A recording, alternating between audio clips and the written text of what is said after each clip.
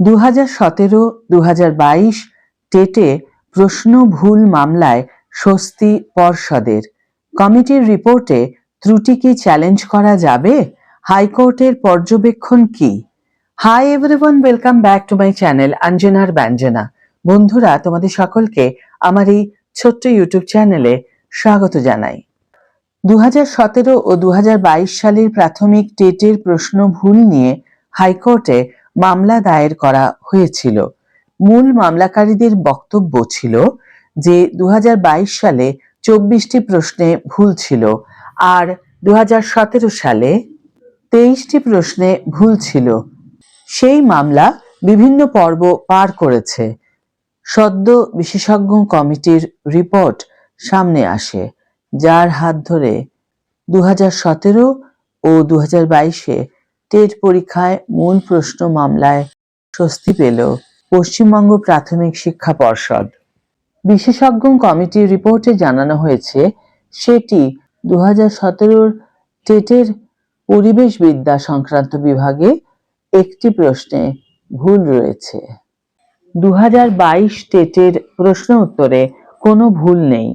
যে প্রশ্নে ভুল রয়েছে তার সব উত্তরও ভুল বলে জানানো হয়।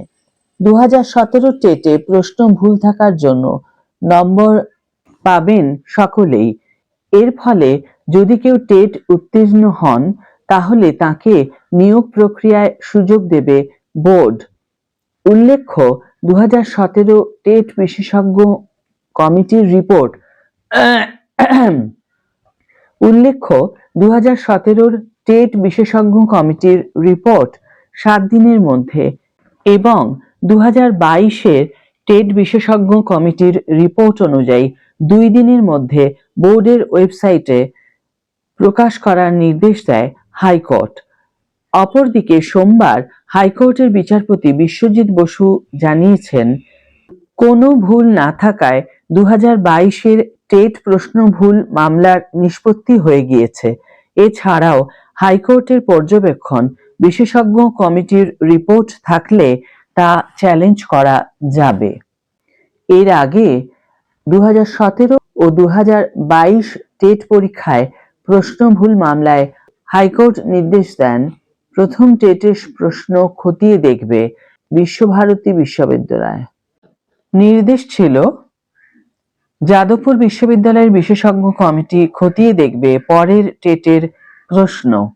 এরপর মামলা একের পর এক ধাপ পার হয়, আসে কমিটি গঠনের প্রসঙ্গ। এরপর আইনি নানান পর্ব পার হয় এই মামলায়। প্রাথমিকের 2022 টেটের কয়েকজন পরীক্ষার্থী এই মামলা ঘিরে সুপ্রিম কোর্টেরও দ্বারস্থ হন একটা সময়।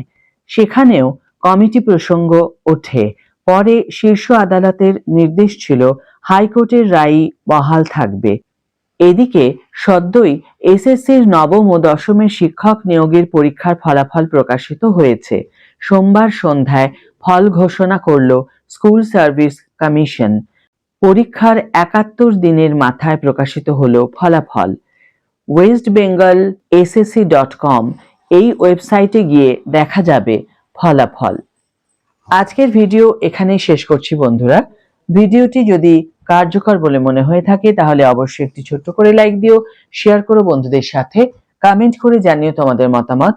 যারা এখনো আমার চ্যানেলটিকে সাবস্ক্রাইব করোনি তারা অবশ্যই চ্যানেলটিকে সাবস্ক্রাইব করে আমার পাশে থেকো, আর যারা অলরেডি সাবস্ক্রাইব করে দিয়েছো তাদের জন্য আমার অনেক ভালোবাসা এবং অনেক ধন্যবাদ। আজ তাহলে বিদায় বন্ধু, দেখা হবে পরের ভিডিওতে। ভালো থেকো, সুস্থ থেকো, সঙ্গে থেকো।